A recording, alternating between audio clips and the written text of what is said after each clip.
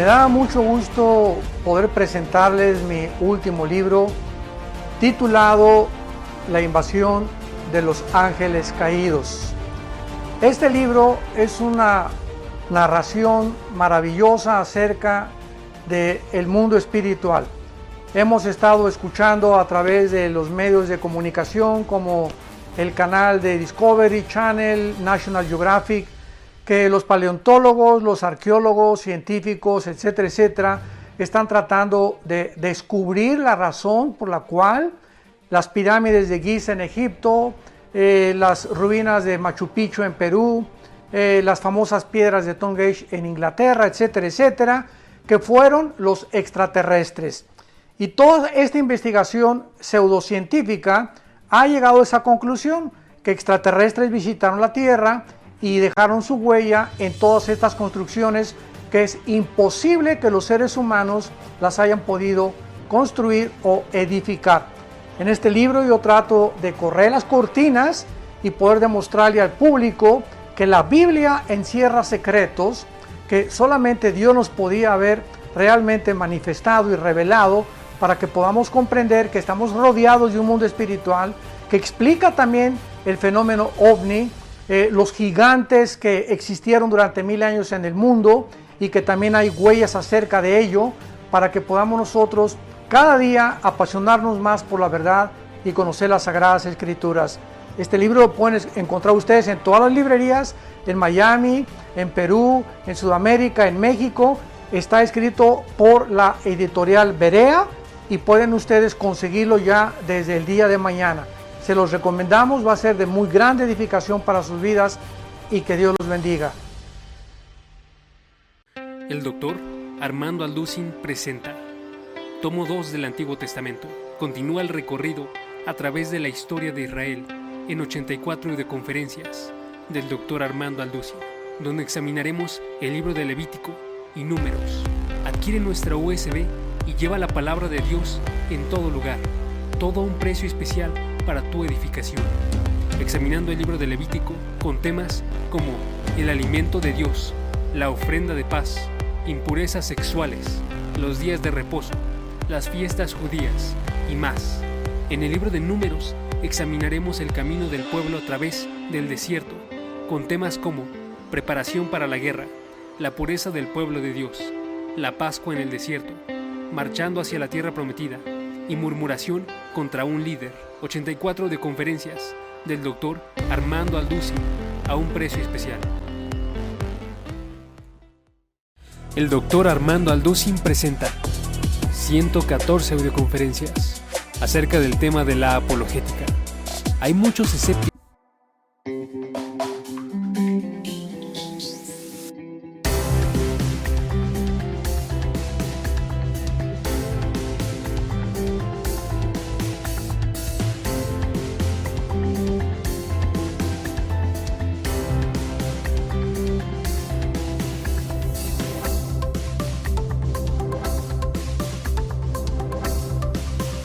Continuamos con la serie Conociendo el fin de los tiempos.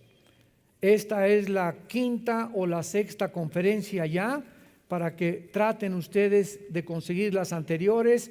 Es una serie donde estamos ubicándonos bíblicamente, escatológicamente, y ojalá que todos tengan ahorita su Biblia en sus piernas, así abierta, con una revista, con un cuaderno, con una pluma, un lápiz, porque vienes a la iglesia a aprender. Y es horrible llegar a la iglesia y estar esperando que te pongan ahí un versículo, está muy bien, pero estos estudios necesitan, ¿verdad?, que tú estés en contacto con la palabra de Dios.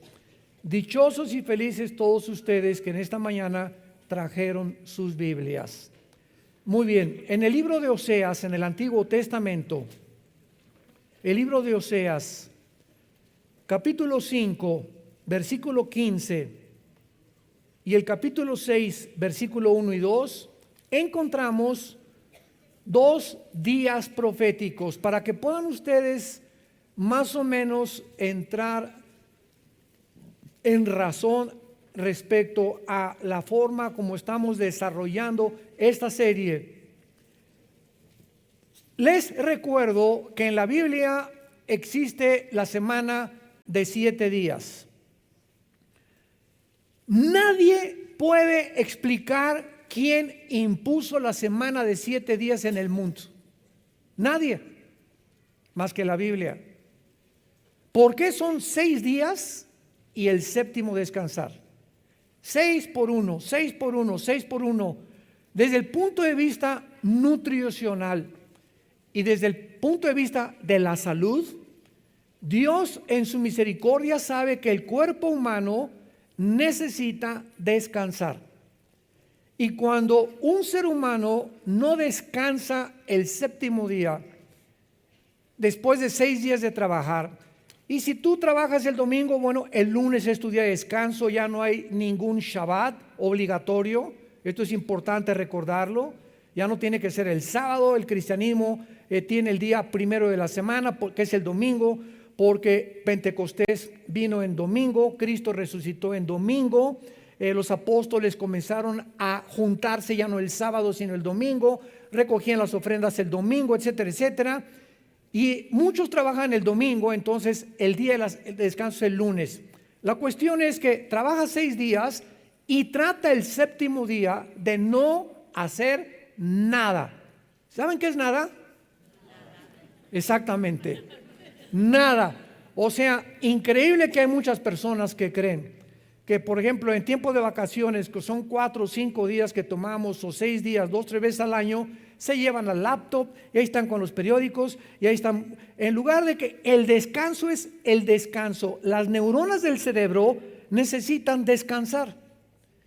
Y cuando tú le pones demasiada presión a estar piense y el día de semana no dejas de trabajar, o estás que el trabajo y por allá y dices, no voy a preocuparme ya de nada, mañana Dios ya proveerá, ya mañana será otro día, a lo mejor ni amanezco mañana, hoy voy a disfrutar a mis nietos, a mis hijos, vamos a ir al boliche o una buena película o a caminar por Chapultepec o no sé lo que quieras hacer, pero no hagas nada para darle a tus neuronas el tiempo de la recuperación que necesitan para que no acabes en un psiquiátrico. Entonces, esto es desde el punto de vista de la salud y nutricional. En el aspecto teológico, estos 7 días de la semana, Israel tenía también días de años. En otras palabras, los 7 días se convertían en 7,000 años.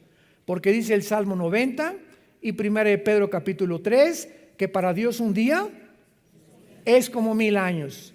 Entonces, si Dios estableció 7 días para que pudiéramos regir nuestra vida normal y trabajar 6 días y descansar el séptimo, de la misma manera, en el plan profético de Dios, la historia de la humanidad va a durar 6,000 años.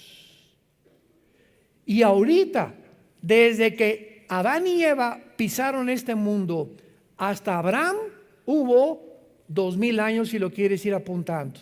De Adán a Abraham hubo aproximadamente 2,000 años. De Abraham a Cristo hubo 2,000 años. Y de Cristo a nuestros días, la iglesia lleva aproximadamente 2,000 años. Muy bien. Si estamos cerca del año 6,000, ¿por qué no sabemos si son exactos?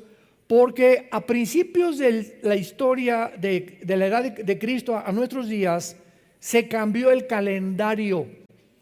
El Papa Gregorio cambió el calendario lunar de los judíos de 360 días al calendario solar de 365 minutos y segundos. Entonces, en este cambio entre los 60 y los 65, se perdieron años bisiestos, etcétera, etcétera. Pero de alguna manera nos encontramos al filo de que se cumplan los 6,000 años. Y estos 6,000 años, que son de Cristo a nuestros días, aparecen en la Biblia. Síganme con muchísimo cuidado, porque esto es lo maravilloso de esta serie profética, que nos va a ayudar a saber si realmente nos encontramos en los últimos tiempos. Estos 2,000 años que aparecen en el final tiempo profético de Dios, aparece en el Nuevo Testamento como 2 días. Y vamos a ver que desde el Antiguo Testamento y en el Nuevo Testamento, cuando vemos 2 días, se refiere a 2000 años. Vamos a comenzar a comprobarlo en el libro de Oseas, capítulo 5, donde aquí tenemos escondido una revelación maravillosa profética de Dios. Está hablando Dios acerca de Israel. Oseas 5, versículo 15, y dice así: andaré y volveré a mi lugar. Es Dios el que está diciendo que va a andar durante un tiempo y después va a volver ¿a dónde? A mi lugar, o sea, el cielo. Ahorita lo vamos a comprobar que eso es lo que está hablando Dios. Les dije, síganlo con cuidado y saquen su lupa. Hasta que reconozcan su pecado y busquen mi rostro, en su angustia me buscarán. Dice Dios, voy a andar entre ustedes y me voy a ir. Y voy a regresar cuando Israel reconozca su pecado y busquen mi rostro. ¿Se acuerdan a Cristo cuando entró en su burrito a Jerusalén? Jerusalén, Jerusalén, que matas a los profetas, como la gallina quise buscar a los pollitos y meterte bajo mis alas, pero no me volverán a ver hasta que digan, Baruch Hashem Adonai Eloheinu, bendito el que viene en el nombre del Señor. No me buscarán hasta que me reconozcan que yo soy el Mesías. ¿Y cuándo va Dios a reconocer, cuándo Israel va a reconocer a Jesús? Después de los 2000 años. Cuando termine la época de la iglesia, viene la tribulación y en estos 7 años Israel se convertirá a Jesucristo. Y lo dice el versículo 15, en su angustia me buscarán, que serán los 7 años de la tribulación. El tiempo de angustia, Jeremías 37 de Jacob, que en el Nuevo Testamento se llama la tribulación. Continuemos en el capítulo 6. Vengan, y aquí ya hay muchísimo más profundidad, y volvamos a Jehová, porque Él arrebató y nos curará, hirió y nos vendará. Escuchen, nos dará vida después de 2 días, que no pueden ser de 24 horas, lo vamos a comprobar. En el tercer día nos resucitará y viviremos delante de Él. En 3 versículos se describe todo el panorama de Dios para Israel. Ahora, veamos esto con mucha más claridad.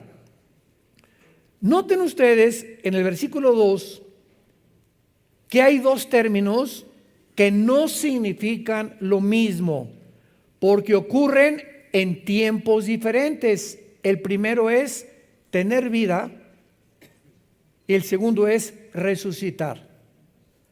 La promesa de que dice nos dará vida se cumplió en 1948 del siglo pasado, cuando los judíos regresaron casi cerca de 2000 años exiliados y dispersados por el mundo a establecer el Estado libre y soberano de la nación de Israel.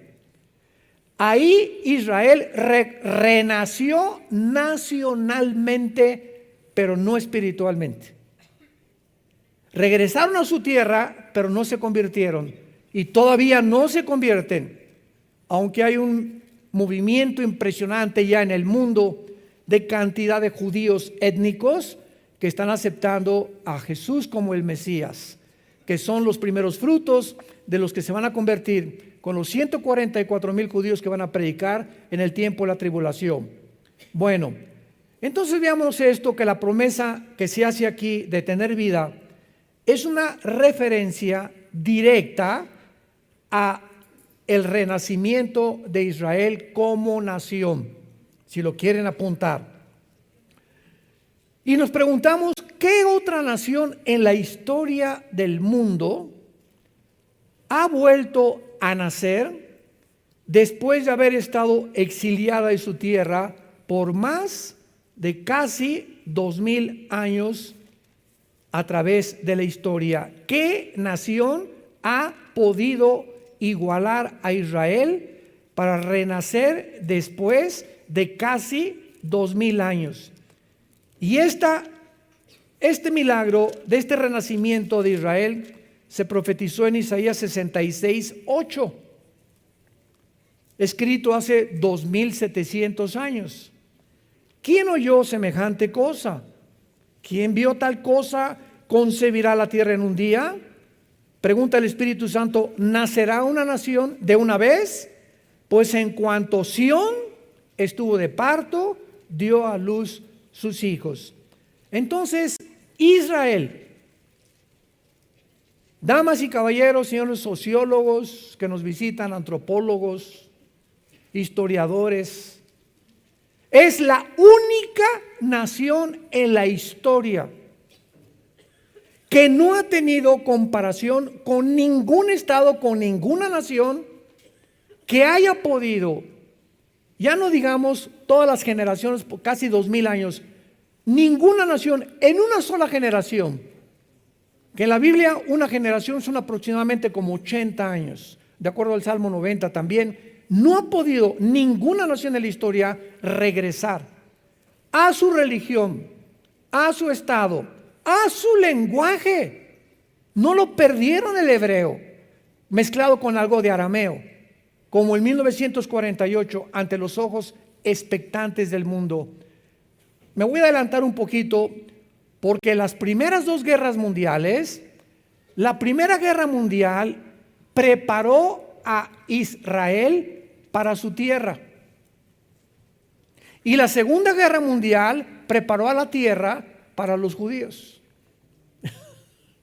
Increíble que tuvo que haber dos guerras mundiales para que en la Primera Guerra Mundial los ingleses les quitaran al Imperio Otomano de los turcos el control del Medio Oriente.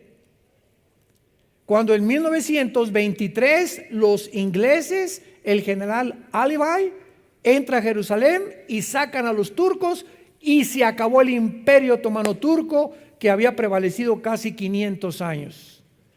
Y de 1923 a 1945 los ingleses tenían el control del Medio Oriente.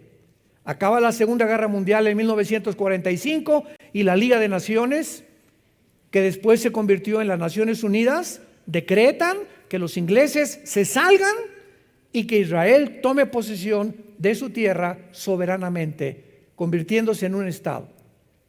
Entonces vemos cómo a través de toda la historia Dios trabaja por etapas. Dios va preparando tu vida igual que las naciones. A ti te prepara tal vez de los 15 a los 20 años para que estudies algo, o para que vivas con una familia, o para que hagas esto, sin que tú te des cuenta. El periodo que tú estás atravesando en tu vida te está preparando para la segunda etapa. Pues es que yo me divorcié, hermano. Bueno, ese divorcio te va a ayudar si aprendes, y esa caída y ese problema y ese fracaso en tu trabajo te va a ayudar para la próxima etapa si tú te mantienes, como decía mi esposa Marta, con la presencia de Dios en tu vida. Aléjate de Dios y olvídate de Dios por los problemas que tienes y pierdes, abortas tu llamado. Te sales del camino y te puedes quedar como los judíos en el Antiguo Testamento, 40 años dando vueltas. En la geometría, un círculo es un punto donde tú partes y regresas al mismo punto. Nunca llegas a ningún lado. Siempre en ciclos tu vida. Eres igual que hace 4 años, igual hace que 10 años. Tu vida no ha podido cambiar. ¿Y sabes por qué no ha podido cambiar? Porque te gobernó la amargura. Un cristiano amargado no avanza ni una pulgada en su vida espiritual. No me importa que me violaron, hermano, mi papá fue esto, y mi mamá fue esto, y me divorcié, y la gente no me quiere, y como los perros me estoy lamiendo todas las heridas, y te victimizas, el mundo está contra mí, nunca me quisiste, papá, nunca me quiso nadie. Y cuando comenzamos a centrarnos en nosotros, sin entender que hay una ley de la responsabilidad espiritual en la Biblia, que nadie es responsable de lo que tú eres ahorita más que tú y yo. El día que tú dejes de echarle la culpa a algo o a alguien por lo que tú eres ahorita, ese día vas a madurar. Las personas inmaduras, los que no crecen, son los que siempre están creyendo que son como son porque alguien tuvo la culpa de ser como son. Es la victimización de la personalidad que te desintegra internamente el alma y el espíritu. Muy bien. Ahora veamos la segunda fase en Oseas capítulo 6, que tener vida entonces es la resurrección de Israel como nación en el 48. Y noten ustedes que dice, después de 2 días, en el tercer día nos resucitará. La promesa de resucitar va mucho más allá de su renacimiento nacional. Aquí ya cuando hablamos de resurrección estamos hablando de una vida nueva. Israel nace de nuevo, nace como nación secular, y después, hasta que Cristo regrese, va a renacer espiritualmente. La segunda promesa de Oseas, marcada por el tercer día, apunta hacia el renacimiento espiritual de Israel. Nos resucitará después de los 2000 años. Y es cuando veremos nosotros Romanos 11, 25 y 26, y todo Israel será salvado. Romanos capítulo 9, capítulo 10 y capítulo 11 de la carta de Pablo a los romanos, 3 capítulos le dedica Pablo al renacimiento de Israel como una nación espiritualmente. Ahora muy bien, veamos la promesa que Dios hace antes en Isaías, Oseas 5:15, andaré y volveré a mi lugar. Aquí está Cristo. ¿Saben quién está hablando aquí? Dios en la persona de su Hijo. Andaré y volveré a mi lugar. Vamos a ver ahora en el Evangelio de Juan, principalmente, cómo Cristo comienza a platicarles a sus discípulos continuamente, diciéndoles, me voy a ir, voy a regresar. Y estaban los discípulos, ¿a dónde? ¿A Tlacomulco? ¿A dónde te vas? ¿De qué está hablando? ¿Se va de vacaciones o qué? Pero él estaba citando Oseas 5:15, de que él iba a regresar a su lugar e iba a regresar al mundo cuando Israel se convirtiera, que será en el tiempo de la tribulación. Vayamos pues al Evangelio de Juan. ¿Ya ven por qué no traen su Biblia? Muchachitos. Capítulo 7, Juan 7.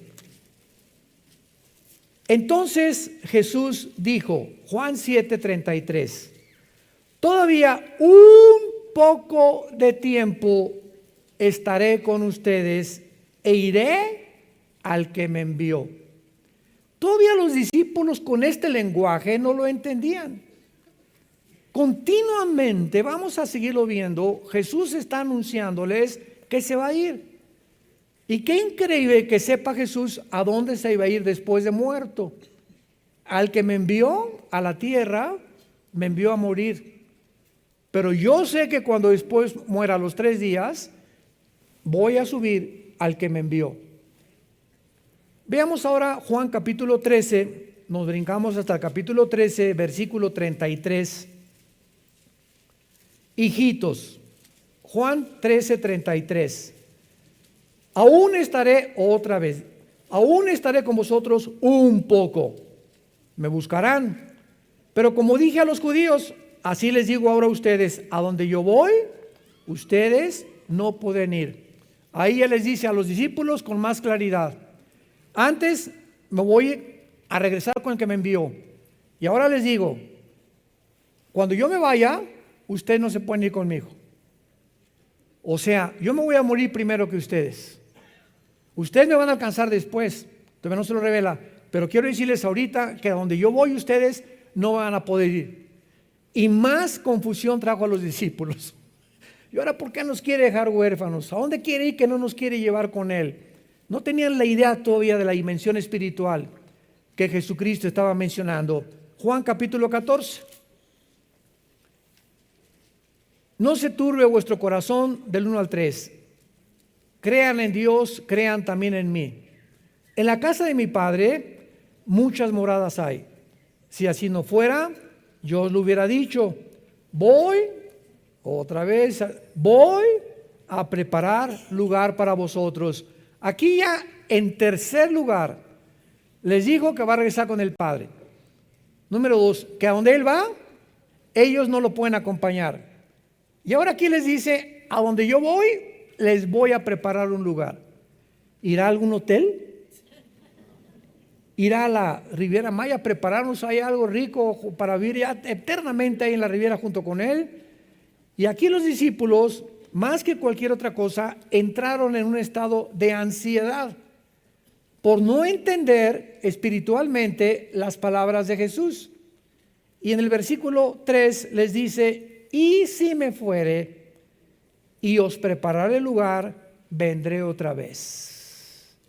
Aquí está hablando del arrebatamiento de la iglesia. ¿Cómo sabemos que no está hablando de la segunda venida, que es otro evento completamente diferente? Porque dice: y os tomaré a mí mismo. Esta palabra en el griego, paralambano, implica tomar así con fuerza. Y esta palabra, con la palabra en 1 Tesalonicenses 4:17, el rapto, que es arpazo en el griego, arpazo se tradujo arrebatar, significa quitar con fuerza. Entonces, en el rapto viene Jesús y ¡boom! Millones de personas desaparecen del mundo. Viene a sacarnos del mundo y Él no pone los pies en el mundo.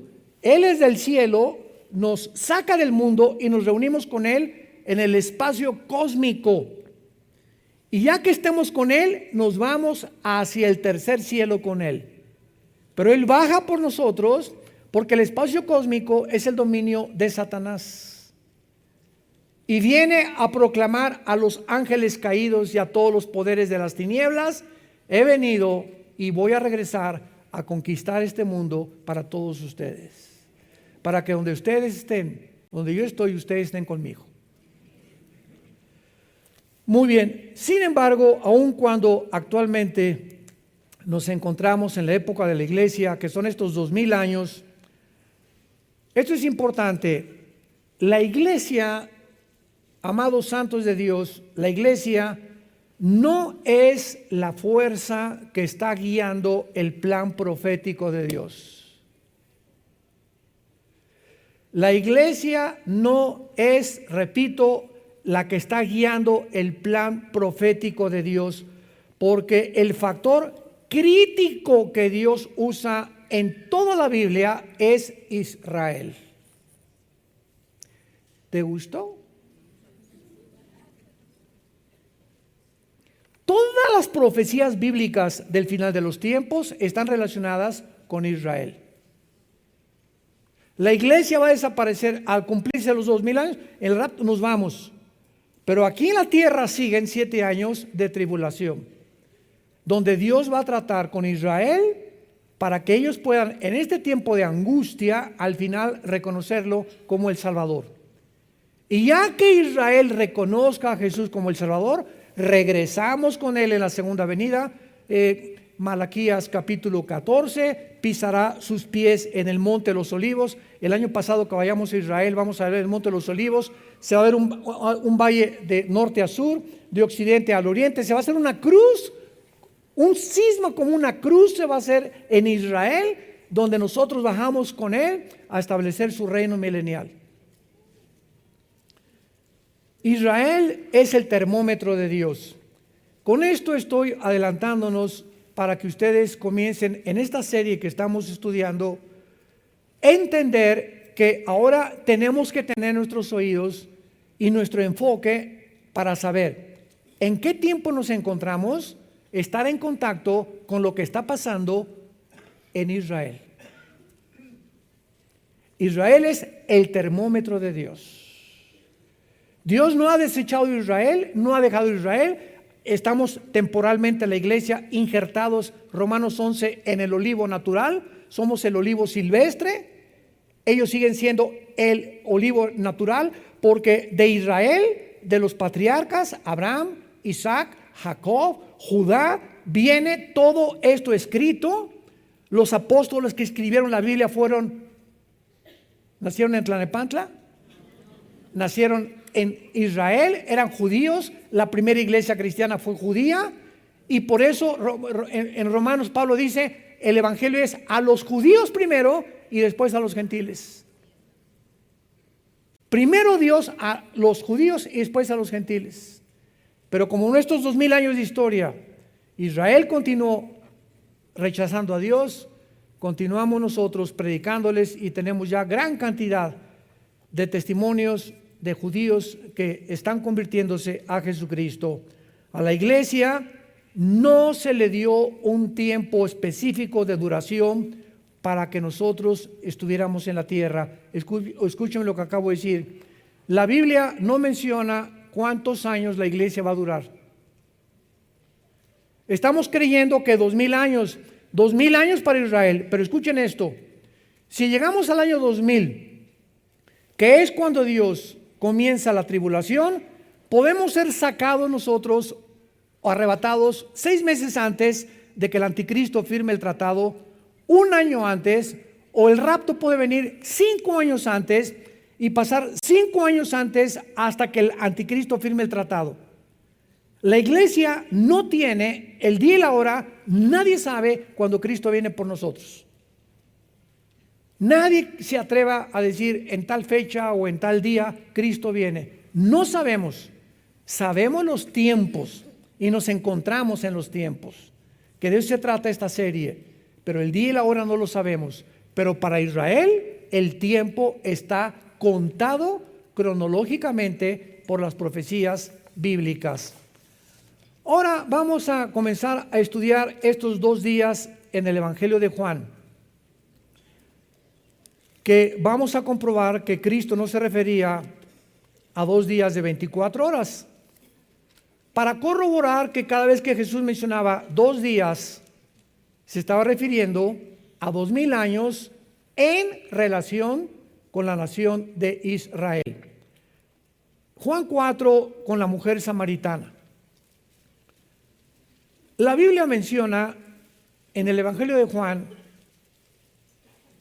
2 periodos de 2 días durante el ministerio de Jesús, que son símbolos proféticos. ¿Quién se podría imaginar eso, verdad?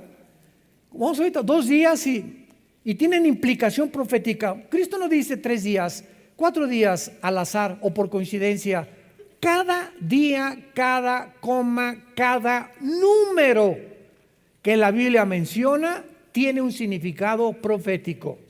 No es al azar. Todo lo que Dios ha escrito tiene un significado. Y nosotros somos los responsables en escudriñar, en investigar, en poder resaltar. Y cuando el Espíritu Santo te ve que traes tu Biblia el domingo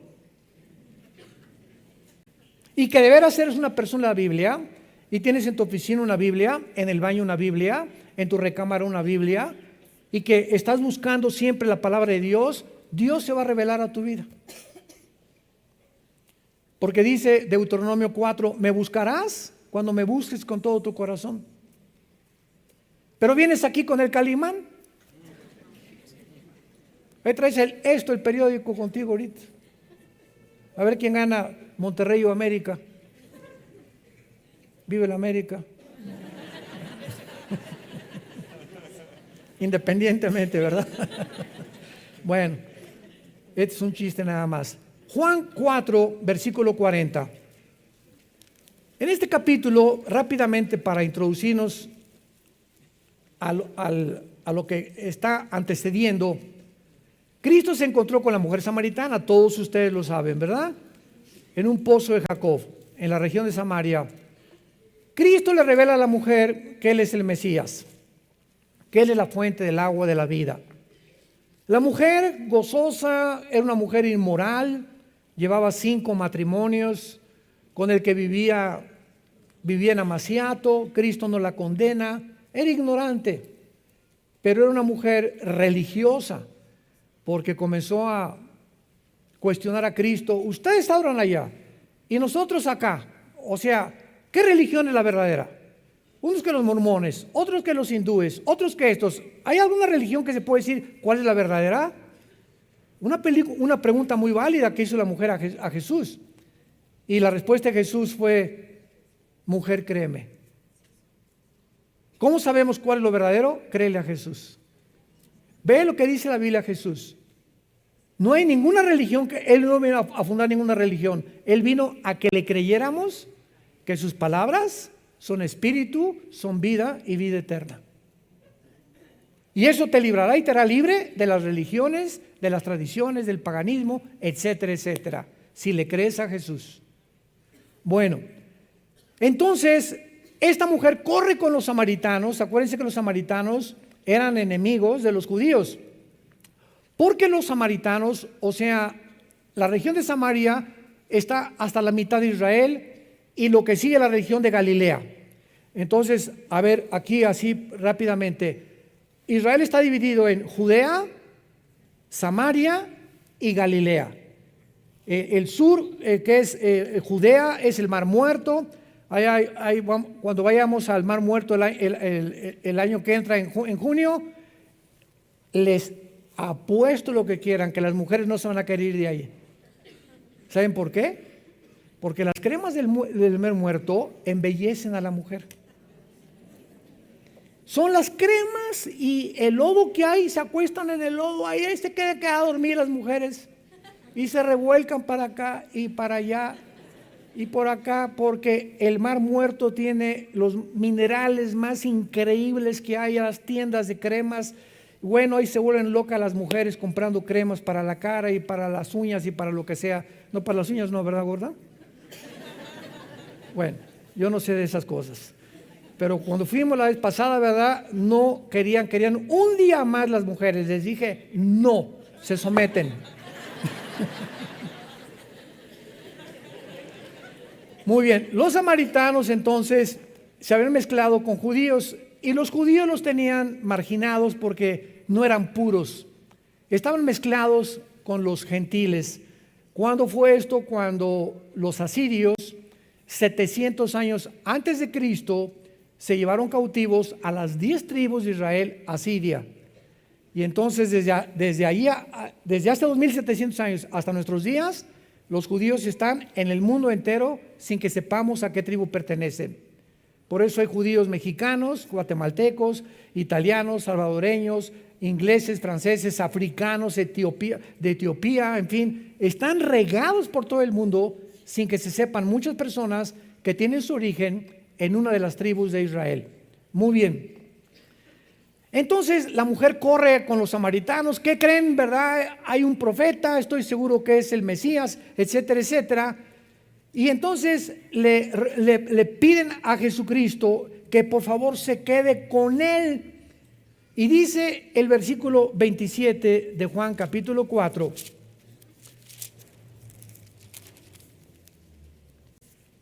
En esto vinieron los discípulos y se maravillaron de que hablaba con la mujer. Sin embargo, ninguno dijo, ¿qué preguntan o qué hablan? Sin embargo, encontramos en el versículo 42, y decían a la mujer, ya no creemos solamente por tu dicho, porque nosotros mismos hemos oído y sabemos que verdaderamente este es el Salvador del mundo en Cristo. 2 días después salió de allí y se fue a Galilea. Pregunta: ¿por qué Jesús detiene su visita a Samaria 2 días? ¿Por qué 2 días?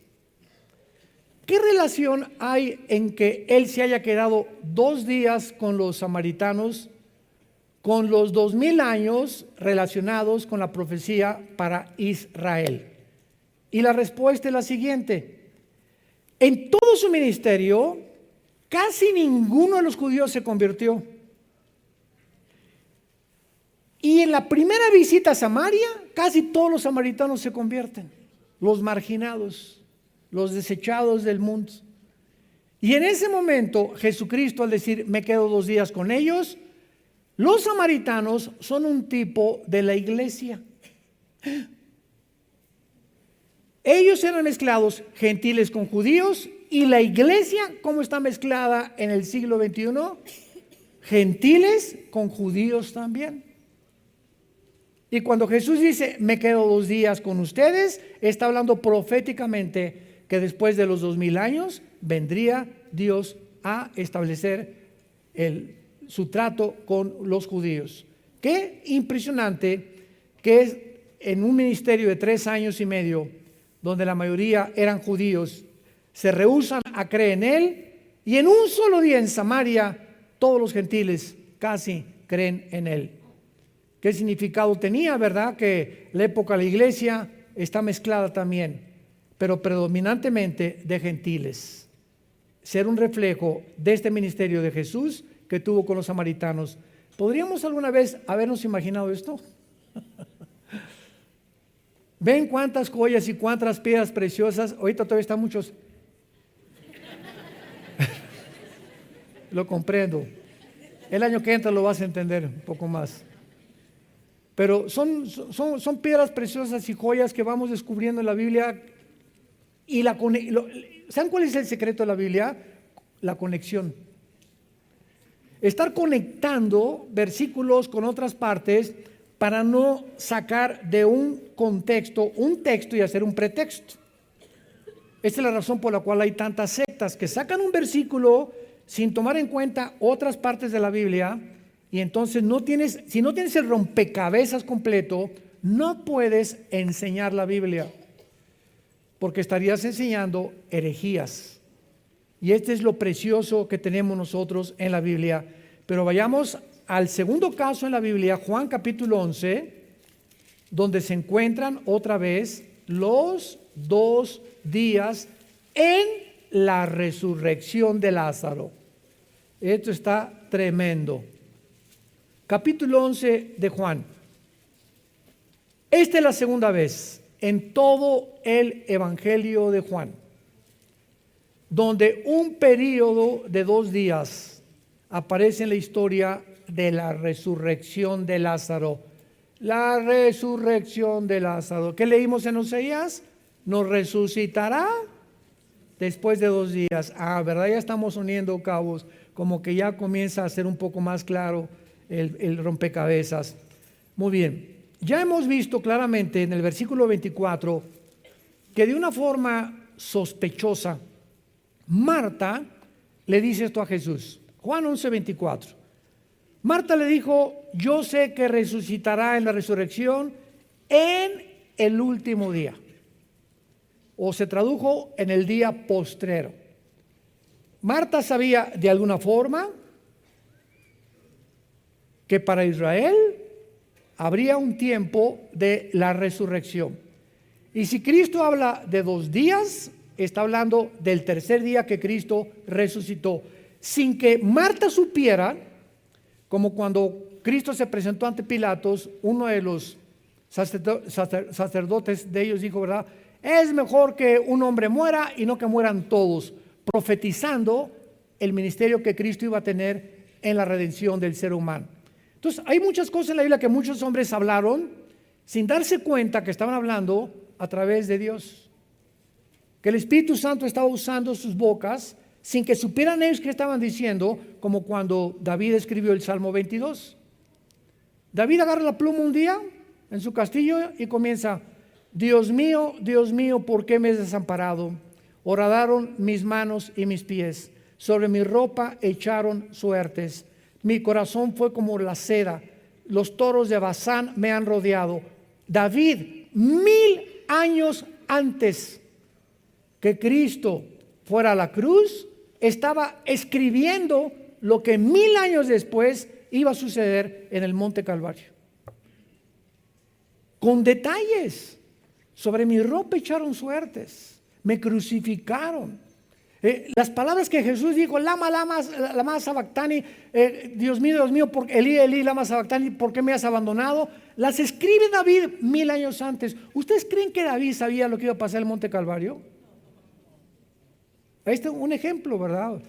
Isaías 53, despreciado y desechado entre los hombres, varón de dolores, como que escondimos el rostro de él. ¿De quién está hablando? Del Mesías que vendría 700 años después. Isaías no tenía idea, porque cuando Cristo hace su aparición en el mundo, ninguno de los líderes religiosos, los teólogos, los fariseos, los que conocían más que el populos, la teología y la Torá, etcétera, etcétera, no pudieron entender, escuchen con cuidado esto, que el Mesías tenía primero que morir. Y esta fue la trampa del plan de Dios al diablo.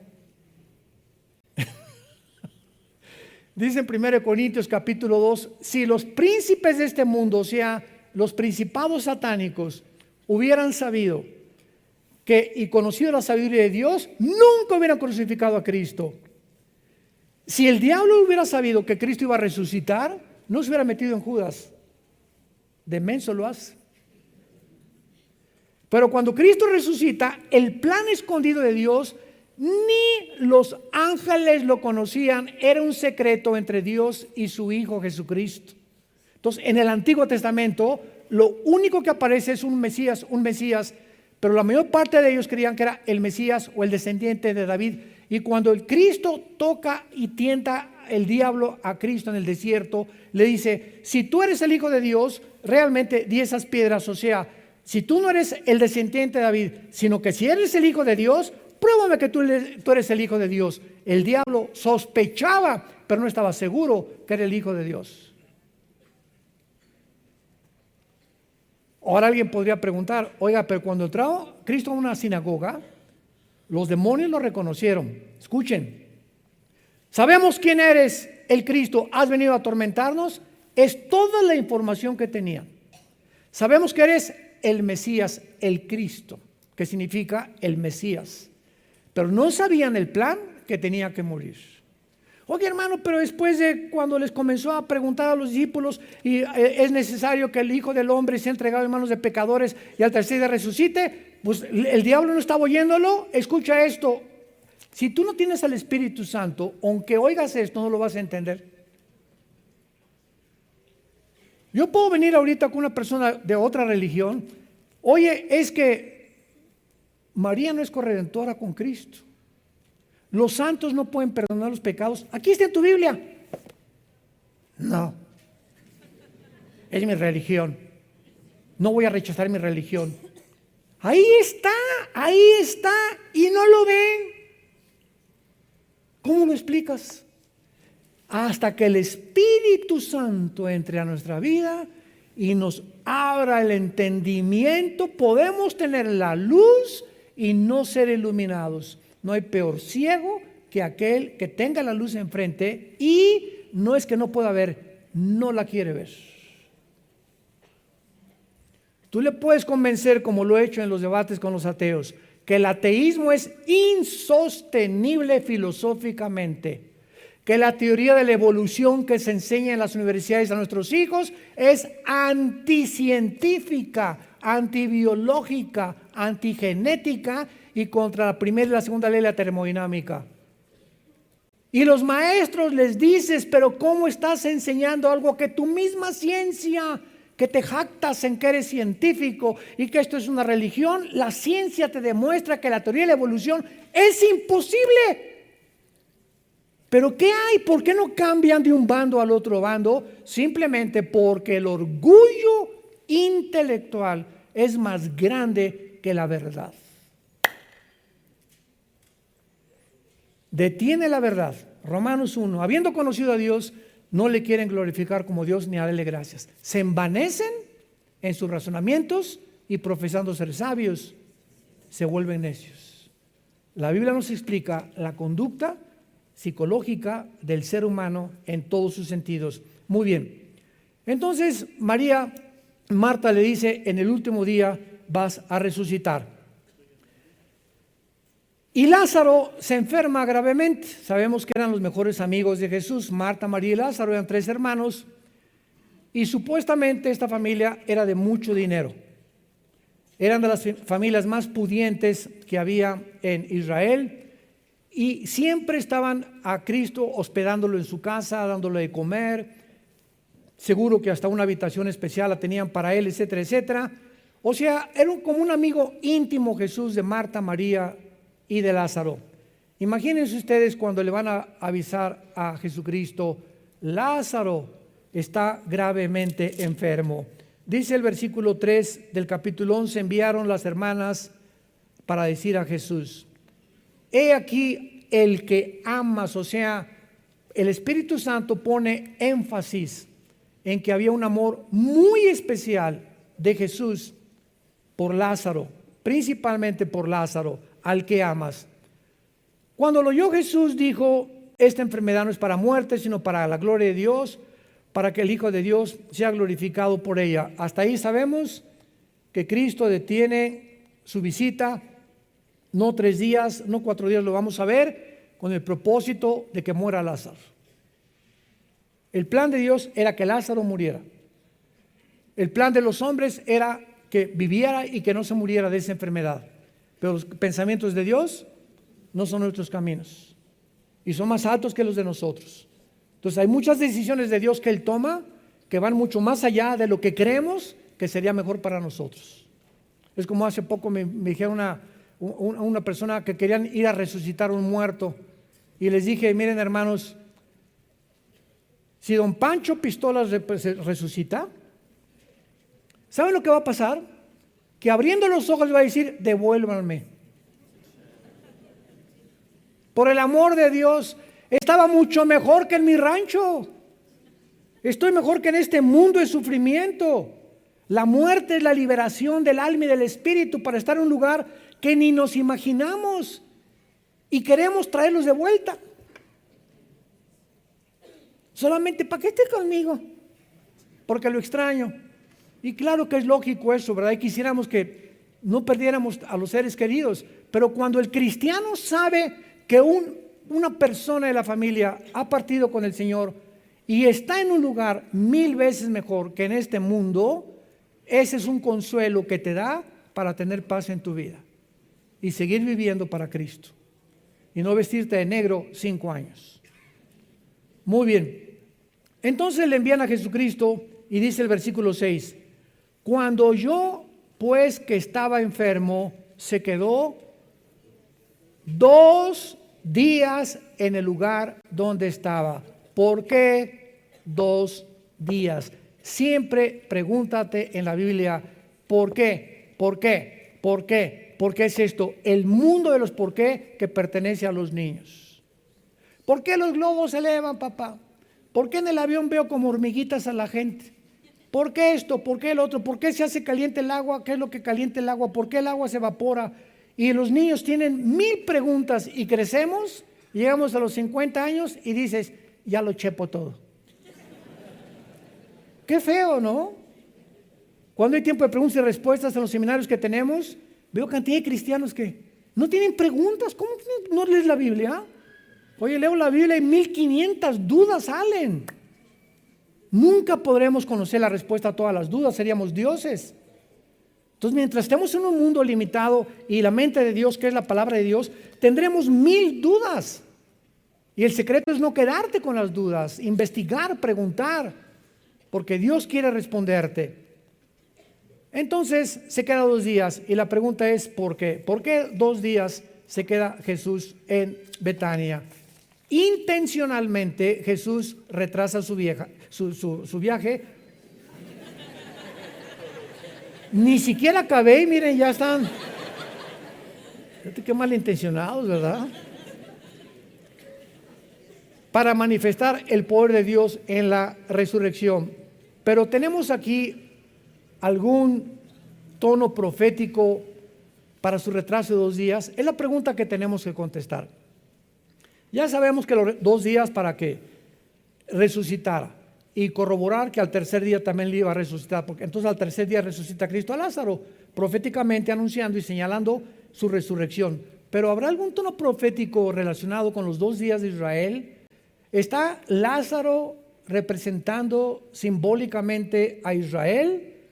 ¿O estaba Jesús insinuando nada más que la muerte de Israel, o que la muerte de Israel como nación duraría 2 días? La resurrección de Lázaro fue un milagro. ¿Quién lo puede negar? Pero solo fue una resurrección física, porque recuerden que él resucitó y volvió a morir.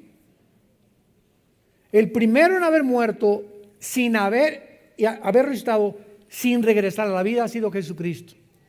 Todas las resurrecciones que tú veas en la Biblia volvieron a vivir. O sea, no estaban desconectados del espíritu.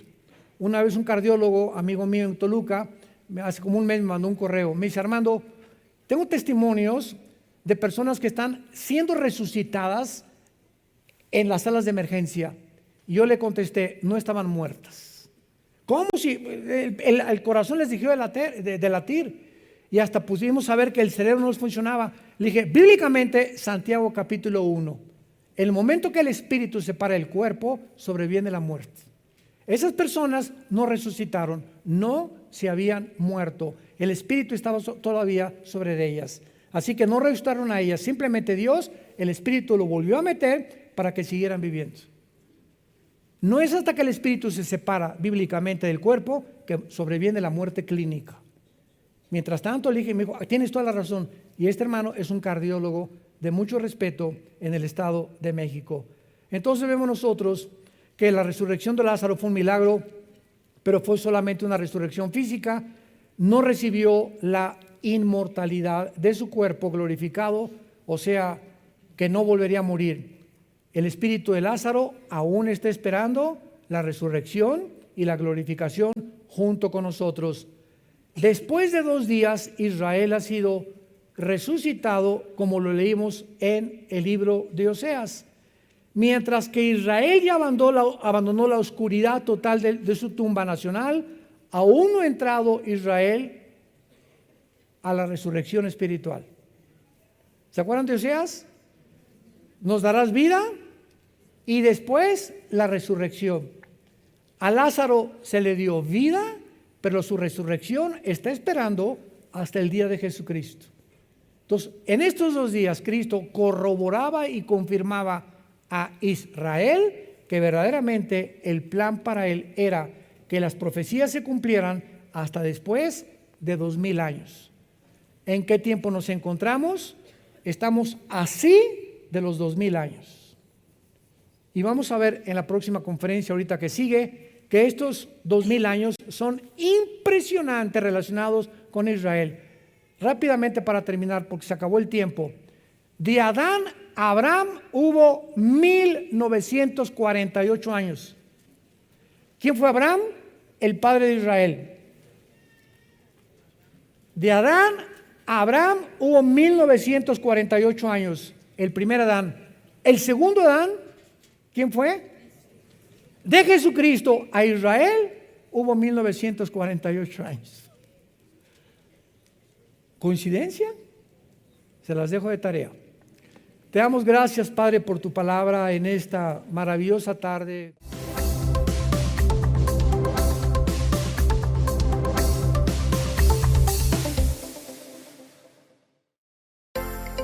Vida Nueva para el Mundo se sostiene y propaga el mensaje